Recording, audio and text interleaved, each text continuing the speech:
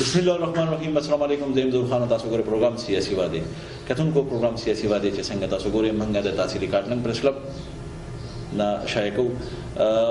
د پروګرام کې زموږ سره د تحصیلي کارتنګ پریس کلب صدر محمد ایوب هم موجود وي. د دوی چې کومې تجزیې هغه تاسو مخکې موریدلي دي. د ننني پروګرام زموږ د ډي آر سي په هکله د نور چې داسې کوم مسایل دي عوامو ته او د پولیس په منځ کې په هغې باندې به مونږ دا پروګرام کوو. پروګرام کې به زموږ سره شریکېږي د ضلع مردان صفه صلات ډي پي او ډاکټر زاید الله. د ډاکټر صاحب سره د خبرو کولو نه مخکې مونږ اخلو یو وړوکی مقدمه. Camel brand अलसोदिया washing powder उस सिर्फ 10 रुपयों के द टोल कोर कपड़े विंजले छे. कैमल ब्रांड अलसोदिया वॉशिंग पाउडर. یو بل بیا تاسو پروګرام کې هر کله هم څنګه چې تاسو سره پروګرام شروع کې زموږ د خبرو شروع چې موجود دی زموږ سره محمد ایوب د تحصیلي کارتنګ پریس کلب صدر. پروګرام کې به زموږ سره شریک کېږي د ضلع مردان صفه صلات ډي پي او مردان ډاکټر زاید الله. زموږ د پروګرام موضوع چې دا هغه عوامو ته او د پولیسو منځ کې چې کوم درپېښ مسایل دي په هغې ده او په ډي آر سي ده. ایوب صاحب ډي آر سي زموږ په علاقه باندې ډېر ښکلی ورکوي چونکې زموږ په وینو کې زموږ په کلچر کې زموږ په دا کې دا جرګه چې ده نو دا د پښتنو یو پهچان دی. نو هغه ډي آر سي هم هغه کار کوي. ډېر شخړې چې دي نو هغه هوارې کړې. خو چېرته هم بیا وینو مونږ داسې ډېرو ځایونو کې ولیدل چې ډي آر سي ته مشکلات هم دي. دغه مشکلات به څنګه ختمېږي؟ بسم الله الرحمن الرحیم. ډېره مننه ظهور خان. لکه څنګه چې تاسو وایي ډي آر سي د جرګې اورګنایز شکل دی او دې ته آئیني او قانوني تحفظ حاصل دی او ډېر ښه ملګري دی او ډېر ښه کار او زیار هم کوي او ډېرې په څونو فیصلې مخې ته راغلي دي، ډېرې امپلیمنټ شوي دي، ډېر خلک د شخړو او جاپونه خلاص شوي دي د ډي آر سي په وساطت سره. خو ځینې داسې څیزونه دي چې بیا ډي آر سي په هغې کې مجبور هم شي او هغه بیا هغې لیګل اکشن لپاره بیا مجبوري چې چېرته دغه کې نو هغه دغه مسایل دي هغه شان دغه ورته نه دی حاصل قانوني لکه څنګه چې هغه قانوني او آئیني حق دی یا حیثیت دی نو هغه شان هغې امپلیمنټ کول. سوال دلته دا اوچتېږي چې ډي آر سي له خو قانون خپل تحفظ ورکړی دی. بلکل او چې دې کومه فیصله وکړي نو په عدالت کې ټیک شو چې په هغې کې به دې ته څه نه ډي آر سي فیصله هم په دې کې شوې ده. هغه شانتې لږ ډېر پی ورکېږي عدالت بیا نو خپل لوازمات یې خپل ترتیب دی هغې خپل ایویډنس ریکارډ کې خو یې راولي ریکارډ بلکل ډي آر سي فیصله په ریکارډ کې راځي بلکل راځي او دا به زما خیال دی چې زموږ د ضلع مردان چې کوم د انتظامي مشر دی ډي پي او صاحب ډاکټر زاید الله صاحب هغه به په دې اړه باندې بلکل هغه طلب ولاړ شو موجود دی زموږ سره ډي پي او مردان ډاکټر زاید الله صاحب. ډاکټر صاحب السلام علیکم. وعلیکم السلام.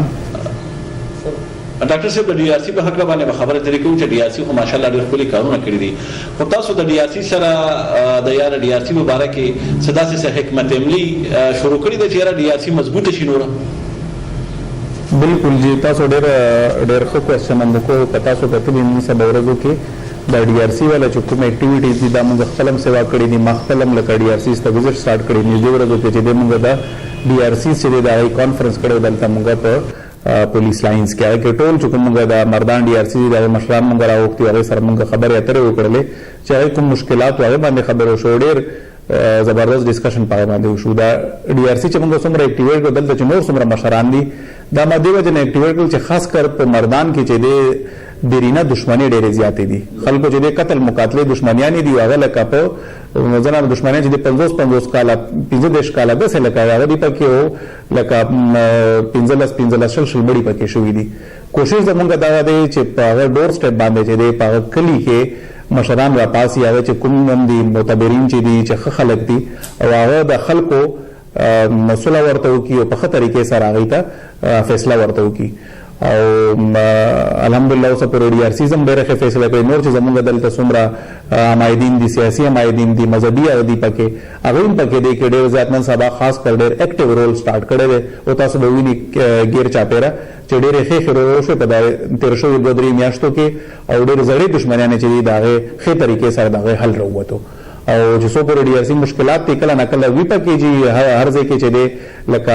څه پرابلمز دي پکې یو سیستم هم پرفیکټ نه دی نو موږ کوشش دی چې کله څه مشکلات دي کله څه پرابلمز دي چې دا حل موږ راوباسو. ډاکټر صاحب د ډي ار سي د ری ارګنایزینګ لپاره تاسو سره څه پلانینګ دی ځکه چې موږ ګورو چې کله د ډي ار سي په وجود کې راغلی دا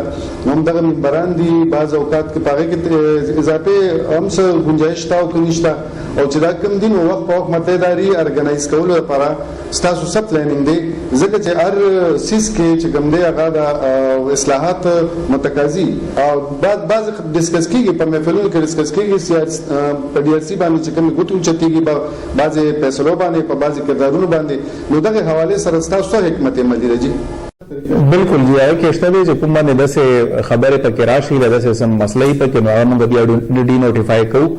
او نور چې کوم فرش ممبرز دي دا غي د لپاره موږ دا کوو چې لکه هغه پراپر بیا موږ سکوټنی کوو موږ دا بیک ګراوند چیک کوو چې هغه موږ پکې ښه کسان راولو خو څنګه تاسو خپل خپته دا چې په هر یو کې د امپروومنت گنجائش وي همداسې په دې کې د امپروومنت گنجائش ته د موږ سره نور نمونه راغلي دي موږ ایکسپنشن هم زموږ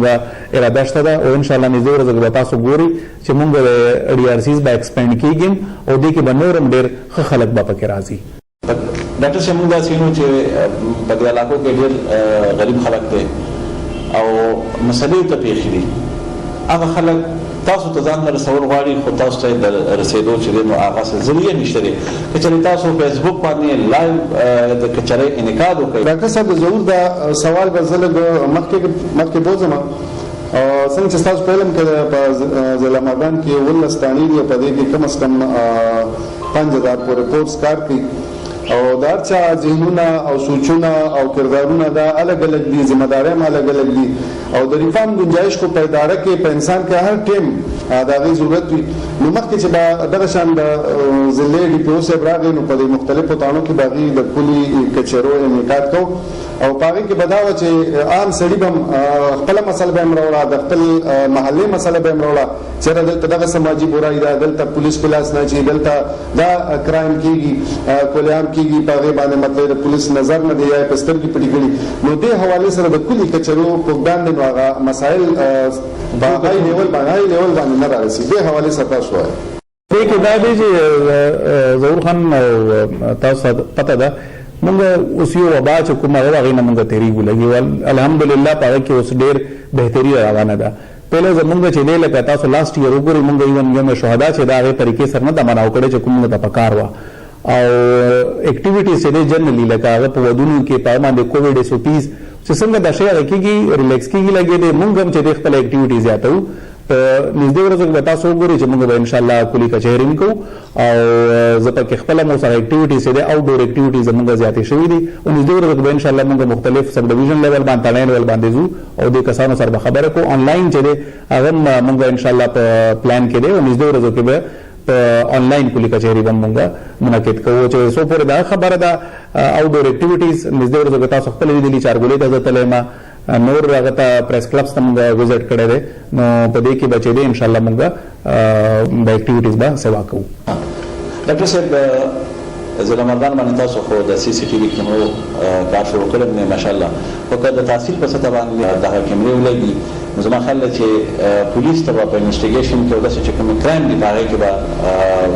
د کنټرول کولو کې به ډېر مدد وشي. خو چې داسې دی CCTV کیمرز چې دی یو خو زمونږ دلته موږ د ډسټرکټ ایډمنسټریشن چې دی یو جاینټ وینچر و هغه کې چې دی لکه په مردان کې چې دی خاص کر دلته زمونږ 72 CCTV کیمرز لګېدلي په هغه کې 8 چې دی هغه PTZ کیمرز دي او 64 چې دی هغه سټیل کیمرز دی او د کنټرول روم چې دی پولیس لاین کې دی دې کې نه صرف د ټریفک بیټر مینجمنٹ لپاره بلکې ورسره سره انکروچمنٹ نور کرایم ډیټیکشن کې په دې ټولو سيزونو کې دا موږ ته فائدہ راکړي. په تانه سره باندې موږ د سکړي چې زموږ څومره تناجات دي پای کې د SHO صاحب چې کوم افیس ته محرر چې کوم افیس ته لاک اپس چې دي دا ټول چې د او CCTV کیمرې په تور باندې دا مانیټر کیږي او د دې چې کوم موږ سره لینک ته لینک نه صرف زما افیس کې بلکې DIG صاحب IG صاحب ته هغه لینک په نت په تور باندې آیتا اویلیبل دی نو که څوک هم قتل غواړي چې پتاڼي کې سره واټ دی په هغه ټایم کې نو هغه ایزیلی هغه اکسس کولی شي او هغه قتلی شي. جی مننه ډاکټر صاحب د وخت راکولو ډېر مهرباني.